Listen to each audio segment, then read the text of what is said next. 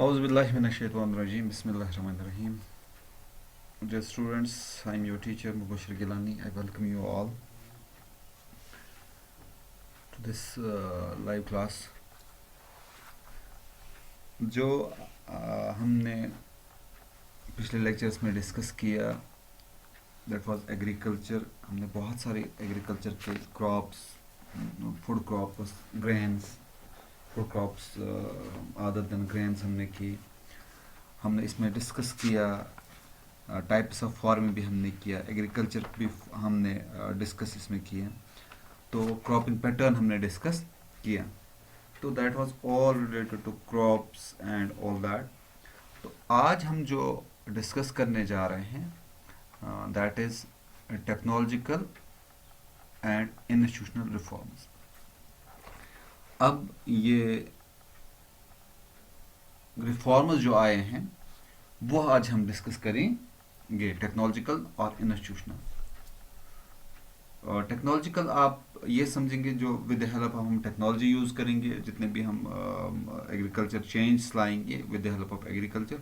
और इंस्टीट्यूशनल जो the people at the helm of affairs, वो जो हमें सलाह देते हैं, वो जो हेल्प करते हैं एग्रीकल्चर के बारे में, तो हम उस वो इंस्टीट्यूशनल रिफॉर्म से. आप सब लोग जानते हैं कि ये जो एग्रीकल्चर प्रैक्टिस है इसकी जो हिस्ट्री है 1000 ऑफ ईयर्स पुरानी चलती ये रीत हम यहाँ चलती आ रही है. तो और आप ये भी जानते हैं कि ऑलमोस्ट जो मैंने आपको पिछली बार बताया था, पिछले लेक्चर मैंने आपको बताया था कि 2/3 of its India's population is engaged in agriculture. और इतनी पॉपुलेशन होके भी अब एंगेज हुई है इसके साथ. तो अब हमें ये देखना है कि हमें क्यों इंस्टीट्यूशनल रिफॉर्म्स या टेक्नोलॉजिकल रिफॉर्म्स चाहिए. क्योंकि आप बिल्कुल इस चीज़ से बखूबी वाकिफ़ है. मैंने आपको पिछली बार बताया था, पिछले लेसन में मैंने आपको बताया था कि ज़मीन कम होती जा रही है, आबादी दिन ब दिन बढ़ती जा रही है. तो then we are going to use new ways, new technologies कि जिससे हम we have to get maximum out of minimum. तो आज जो हम ये थोड़ा सा डिस्कस करेंगे इस बारे में, तो दैट इज़ ये जो मैंने आपको बताया institutional and technological and institutional reforms. तो अगर हम स्टार्ट करेंगे इसका, तो टेक्नोलॉजिकल एंड इंस्टीट्यूशनल रिफॉर्म्स क्या, कुछ पॉइंट्स मैंने इसमें से निकाल लिए, इस बुक में से निकाल लिए.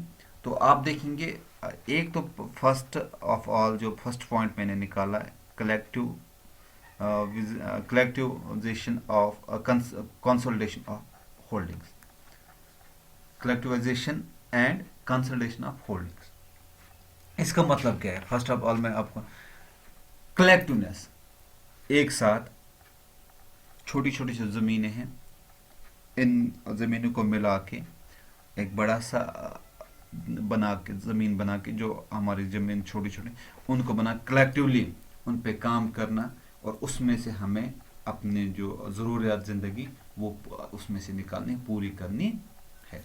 तो ये फर्स्ट कंसल्टेशन एंड छोटी छोटी जो हमारे पास ज़मीन है उसमें ज़्यादा से ज़्यादा प्रोडक्शन हमारी होनी चाहिए. तो ये फर्स्ट पॉइंट है, कलेक्टिवलाइजेशन कंसल्टेशन ऑफ होल्डिंग्स. और नेक्स्ट जो इसमें है आप देखोगे that is cooperation and abolition of ज़मींदार. आपको पता होगा कि ज़मींदारी सिस्टम था, एक बड़ा सा कोई ज़मींदार हुआ करता, तो उसके पास बहुत सारी ज़मीन हुआ करती थी और लोग उसमें काम करते थे और उनमें से ज़्यादा उनको नहीं मिलता था, और एक ही बंदे को ज़्यादा हिस्सा उसमें से जाता था. और कुछ लोग ऐसे थे जिनके पास ज़मीनें नहीं थी. तो ये इंस्टीट्यूशनल रिफॉर्म ये आ गया, ये ज़मींदारी सिस्टम जो इसको एबॉलिश किया गया, एबॉलिश इसको किया गया ताकि हर एक को हिस्सा मिल जाए. हर एक किसान के पास खेत हो, अपना खेत हो, उस पर किसी का हक ना हो और उस हक मारी ना करे. उसकी जो वो जो अपनी वो उस लैंड में काम करता हो उस पर कोई उसका हक ना मारे, उसका हक ना छीने, ये बड़ी बात है। तभी ये इंस्टीट्यूशनल रिफॉर्म, इसको ये भी इंस्टीट्यूशनल रिफॉर्म में आता है। और तीसरी बात, land reform was the main focus of our first year plan, first 5 year plan. जब इंडिया को इंडिपेंडेंस मिली, उसके बाद फर्स्ट ऑफ ऑल जो हमारे फर्स्ट 5 ईयर्स प्लान, तो उसमें क्या मेन फोकस था, इंडिया का मेन फोकस क्या था, दैट वाज लैंड रिफॉर्म्स। जो हम आम में ये चेंजेस लानी है, लैंड रिलेटेड जितने भी चेंजेस लानी है, वो तो डिस्पैरिटी जो लोगों में है, ज़मीन की जो डिस्पैरिटी है, कुछ लोगों के पास 100 एकड़ की ज़मीन है, तालुकादार बन गए हैं, ज़मींदार बन गए। कुछ लोग ऐसे हैं जिनके पास बिल्कुल मकान बनाने के लिए जगह नहीं है, तो ऐसे भी लोग बन। तो इस डिस्पैरिटी को ख़त्म करने के लिए फर्स्ट 5 ईयर जो प्लान था, वो बिल्कुल इसी पे फोकस किया गया था। और इसके बाद provision for crop insurance against drought, flood, cyclone, fire and disease. और ये बहुत ही इम्पोर्टेंट पॉइंट है, क्योंकि किसान जब अपनी खेत में काम करता है, अपने जो उसने फसल वहाँ पे बोई है, और कुछ वजह से वो फसल खराब हो जाती, ड्रॉट, सूखा पड़ जाता है, सैलाब आ जाता है, हवाएं, आंधी हवाएं आती हैं, आग लगती है, या बीमारी उस पर कोई असर करती है, तो उस वजह से अगर वो फसल खराब हो जाएगी तो गरीब पे बहुत ज़्यादा असर पड़ता है। तो उस वजह से क्या होता है कि आपने सुना होगा कि गरीब खुदकुशी, जो ज़मींदार है, खुदकुशी करते हैं, क्योंकि उन्होंने कर्जा लिया होता है और वो कर्जे की भरपाई नहीं करती है। उनके घर में जो बाल बच्चे होते हैं, उनको जो खाना चाहिए था वो उनको नहीं मिल रहा है, जितना उसने उम्मीद की होती है कि मुझे इतना सब कुछ मिलेगा, वो जब न मिले तो तब जाके क्या करता है, वो मजबूर हो जाता है खुदकुशी करने पे। तो इस वजह से इन्होंने क्या किया, गवर्नमेंट ने जो प्रोविजन बनाए, क्या किया, इंश्योरेंस किया। तो मिनिमम इंश्योरेंस उनको दिया जाएगा, जो भी नेचुरल क्लाइमेटी की वजह से, जो भी, क्योंकि ये सब आप देख सकते हो कि नेचुरल क्लाइमेटी ही है, तो इनकी वजह से अगर खुदा न खास्ता फसल खराब हो जाएगी तो किसान को इंश्योरेंस जो किया होता है इसका मुआवजा मिल जाता है। That's a institutional reform. अब देखते हो कि जितने भी मैंने यहाँ से कलेक्टलाइजेशन, कंसोलिडेशन ऑफ होल्डिंग्स, ये भी ज़मीन के बारे में ही, किसानों के फ़ायदे के लिए ये कोऑपरेशन एंड एबॉलिशन ऑफ जिम्मेदारी सिस्टम जो था वो ख़त्म किया। फर्स्ट ईयर 5 ईयर्स प्लान में डिस्पैरिटी ख़त्म करने के लिए इंश्योरेंस इनको किया गया। तो ये चीज़ें बिल्कुल ख़ास है, जहाँ से इनको ये लोगों को फ़ायदा मिल जाए, ज़मींदारों को फ़ायदा मिल जाए, सॉरी, ये किसानों को फ़ायदा मिल जाए जो खेतों में काम करते हैं। तो एक और क्या है, इन्होंने रिफॉर्म्स क्या आए हैं, एस्टेब्लिशमेंट ऑफ ग्रामीण banks, cooperative societies and banks for loan facilities to the farmers at lower rates. और एक और बात, एस्टेब्लिशमेंट ऑफ ग्रामीण बैंक्स, गाँव के लिए बैंक्स बनाए गए, कोऑपरेटिव छोटी छोटी सोसाइटी, सेल्फ हेल्प ग्रुप्स बनाए गए, बैंक्स, अदर बैंक्स बनाए गए। उनको क्या किए, वो लोन दे, किनको लोन दे, काश्तकारों को लोन दे, क्योंकि वो जब अपने खेत में जाने के लिए उसको जो फसलें चाहिए थी, वो जब उसको उसके लिए पैसे ना हो तो वो इधर उधर जाता है, कुछ पैसे ले आता है। और उसी वजह से मैंने आपको मैंने लास्ट पॉइंट में आपको बता दिया कि उसकी वजह से क्या होता है, वो खुदकुशी करने पे, जब कुछ प्रॉब्लम हो जाती है तो खुदकुशी करने पे वो मजबूर हो जाता है। इसीलिए बैंक्स ने क्या किया, तो गवर्नमेंट ने क्या किया, उन्होंने ये बैंक्स बनाए, वो किसान को लोन दे एट लोअर रेट्स, ताकि वो उसकी भरपाई कर सकें, उसको कोई प्रेशर राइज ना हो जाए, किसी एक बंदे से पैसा नहीं लिया हो या 10 बंदों से पैसा नहीं लिया हो, तो वो किसान फिर बैंक को वापस वो पैसे दे, अपनी जो उसने फसल निकाल के उसमें से वो पैसे निकाल के गवर्नमेंट को वापस करेगा। इसके लिए कुछ स्कीम्स बनाई गई है, केसीसी, आप बिल्कुल इस बात से वाकिफ होंगे। किसान क्रेडिट कार्ड, किसानों को ये लोन दिया जाता है ताकि वो अपनी जो ज़रूरियात है वो पूरी करें। तो लेकिन इस केसीसी का सही से इस्तेमाल होना चाहिए, ये जिस मकसद के लिए है उसी मकसद के लिए इस्तेमाल होना चाहिए. फिर है PAIS, ये है पर्सनल एक्सीडेंट इंश्योरेंस स्कीम. ये भी बैंक वाले देते हैं. ये जो स्कीम्स हैं ये भी देते हैं. क्यों? ताकि जो क्रॉप्स हों या जो ये बंदा हो, इसको जितने भी ज़रूरत है वो पूरी हो जाएंगे. तो ये थे कुछ इंस्टीट्यूशनल रिफॉर्म्स जो गवर्नमेंट ने, जो या people at the helm of जो डिपार्टमेंट्स है उन्होंने वो स्टार्ट किए आज़ादी के बाद, आफ्टर इंडिपेंडेंस. तो इन्होंने कुछ reform for the welfare, for the wellbeing of the this किसान्स के लिए, जो इन्होंने वेलबींग के लिए इन्होंने किया था. तो फिर कुछ टेक्नोलॉजिकल रिफॉर्म्स आए. Green and white revolution. Green revolution आपको पता ही होगा. ग्रीन रेवोल्यूशन में क्या किया गया? ग्रीन रेवोल्यूशन में क्या वो मॉडर्न टेक्नोलॉजी इक्विप किया गया, ये इनको किसानों को फर्टिलाइजर्स, पेस्टिसाइड्स, इरिगेशन फैसिलिटीज़, वो जो नए नए तरीके जो है वो उनको बता दिए गए. किनको? किसानों के लिए, ताकि वो सही से जो फसल है उसकी मकदार बढ़ जाए और उनको फ़ायदा मिल जाए.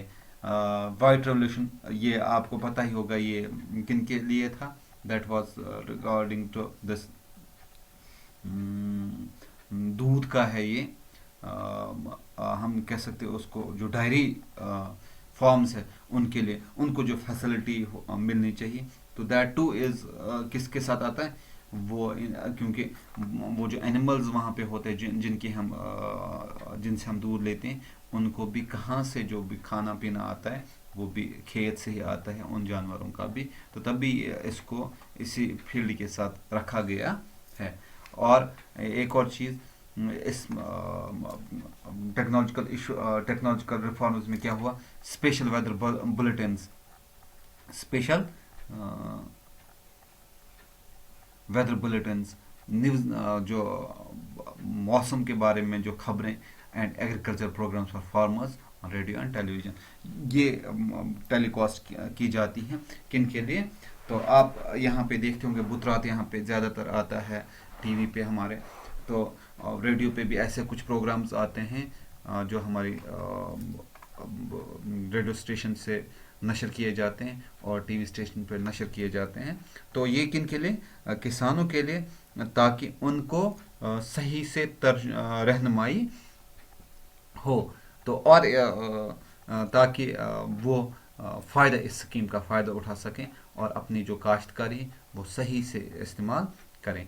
और इसमें आप इस बुक में एक और आप चीज़ देखोगे, दैट इज़ बोदान, ग्रामदान मोमेंट. एक मोमेंट है इसमें, हम वो भी इसी लेक्चर में डिस्कस करेंगे. थोड़ा सा उसके बारे में हम बात करेंगे, वो मोमेंट क्या थी, तो उसके बारे में हम इस लेक्चर में डिस्कस करेंगे. तो हम देखते हैं ये बोदान और ग्रामदान मोमेंट क्या था.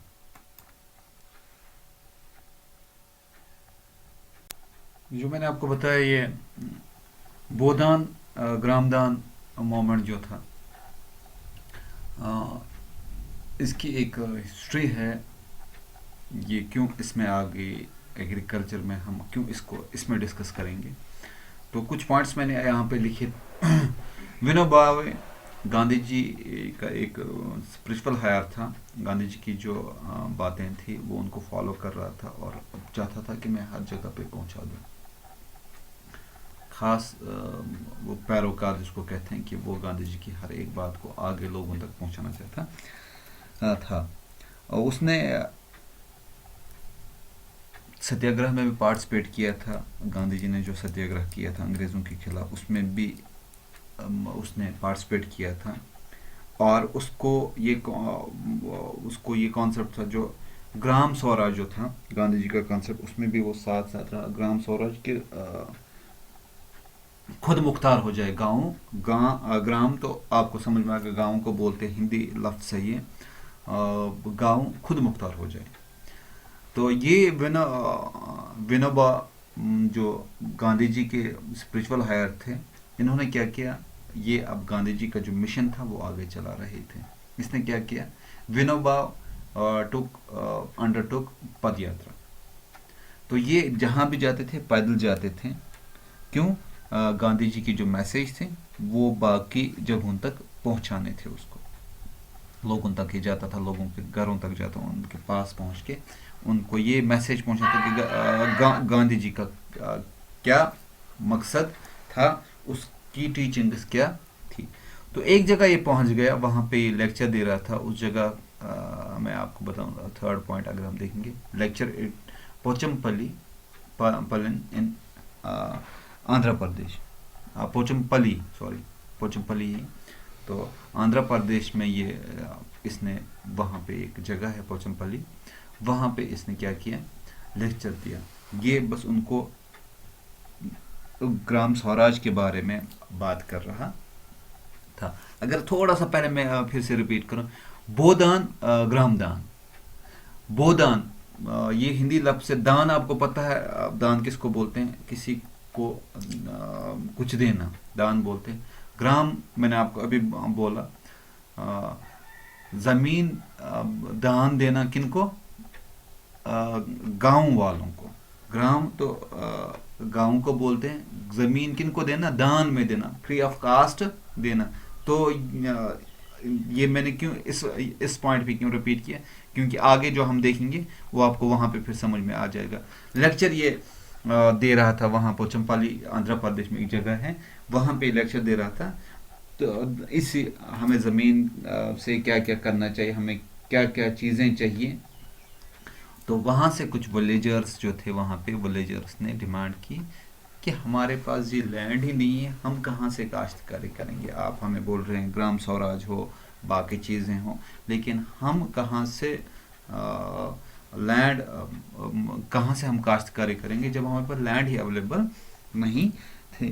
तो इसने क्या बोला, इसने उनको बोला कि एश्योर, इसने किया इनको कि गवर्नमेंट जो इंडिया है वो उनके साथ बात कर, गवर्नमेंट ऑफ इंडिया के साथ बात करेंगे इस बारे में कि आपको कोई ना कोई ज़मीन दी जाए ताकि आप काश्तकारी करोगे।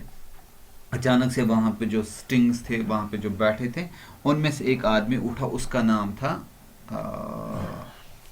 श्री राम चंद्र रेड्डी। श्री राम चंद्र रेड्डी ये उठा वहाँ से, उसने क्या किया, ऑफर्ड 80 एकर्स ऑफ लैंड। इसने क्या किया, उसने 80 एकड़ लैंड दी, किसके, किन को, इन गांव वालों को, इन 80 फैमिलीज को इन्होंने, उसने फ्री ऑफ कास्ट दे दी। तो अब यहाँ पे समझ में आ गया, अब दान उसने किया, उसने मत कोई पैसा उनसे लिया, उसने दान दिया, किनको दिया, गांव वालों को। दैट्स इट्स नोन एज बोदान ग्रामदान। तो दैट्स वाई इट्स कॉल्ड बोदान, क्योंकि उसने वो जो ज़मीन दी तो लोगों को फ्री ऑफ कास्ट दी। तो ये मूवमेंट चलती रही। अब हर जगह पे अब ज़मींदार जिनके पास बहुत सारी ज़मीनें हुआ करती थी, तो वो अब ज़मीनें किन को देते हैं, फ्री ऑफ कास्ट किन को दे रहे हैं, अब इन काश्तकारों को, किसानों को दे रहे हैं। ये भी एक मान सकते हैं हम, क्योंकि वो सोचते होंगे कि गवर्नमेंट कल को हमसे ज़बरदस्त लें, इससे बेहतर कि हम खुद ही उनको ये वक़्फ़ करें। लेकिन जो विनोबा भावे थे, इन्होंने बहुत इसमें काम किया। इसको एक और नाम दिया जाता है, that is called bloodless revolution. इसमें कोई खून खराबा नहीं हुआ, इसमें लोगों को बिल्कुल कोई एजिटेशन, कोई प्रोटेस्ट, किसी चीज़, कोई मेहनत किए बगैर उनको ज़मीन मिली। तो इसमें जो अहम जो रोल अदा किया, दैट वाज विनोबा भावे। इसने बहुत ही अच्छा रोल इसमें किया। तो आपको ये बोदान ग्रामदान मूवमेंट समझ में आ गई कि विनोबा भावे गांधी जी का स्पिरिचुअल हायर था, वो उसका जो पार्टिसिपेंट था सत्याग्रह में, और उसको गांधी जी की टीचिंग्स थी, वो उसको आगे बढ़ाना चाहता था। उसको ये कॉन्सेप्ट भी था कि गांधी जी का जो कॉन्सेप्ट था ग्राम स्वराज, वो चाहता कि हर गांव क्या हो जाए, इंडिपेंडेंट हो जाए, उसमें वहाँ पे वो खुद मुख्तार हो जाए। तो और इसने क्या किया, इसने शुरू किया जो गांधी जी की टीचिंग थी वो बाकी लोगों तक पहुंचाने के लिए ये पद यात्रा करते रहे। एक जगह पहुंच के पंचमपल्ली आंध्र प्रदेश में एक जगह है, वहाँ पे ये लेक्चर दे रहे थे। फिर गांव वालों ने डिमांड की कि हमारे पास कोई ज़मीन है। इसने बोला कि मैं गवर्नमेंट ऑफ इंडिया से बात करूँ, आपको लैंड दूंगा। इसी स्थान में एक वहाँ पे जो गैदरिंग थी वहाँ से एक आदमी खड़ा हो गया, श्री रामचंद्र रेड्डी उसका नाम था। उसने 80 एकर्स लैंड किनको दी, इन्हीं जमींदारों को दी, इन्हीं किसानों को दी जो वहाँ पे गांव में थे। तो तभी इसको नाम पड़ा बोदान ग्रामदान। तो फ्री ऑफ कास्ट उनको दान दी गई ये ज़मीन। तो बाकी जितने भी अब ज़मींदार हैं वो भी लैंड ओनर्स वो भी बाकी लोगों को अब देने लगे, क्योंकि ये बात अब फैल गई कि ऐसे फलां जगह ऐसा हुआ तो बाकी जगहों पे भी यही हुआ। तो इसको नाम दिया जाता है ब्लडलेस रेवोल्यूशन। तो ये इसमें कोई खून खराबा नहीं हुआ। तो इंशाल्लाह तो ये हमारा जो आज का जो टॉपिक था वो हमने कंप्लीट किया। तो नेक्स्ट टॉपिक जो होगा वो इंशाल्लाह नेक्स्ट लेक्चर में आपको बता दूंगा। तब तक के लिए आपसे मैं अलविदा चाहता हूँ। आप खुश रहें, खुदा आपको सलामत रखिए और मुझे दीजिए इजाज़त। अल्लाह हाफ़िज़।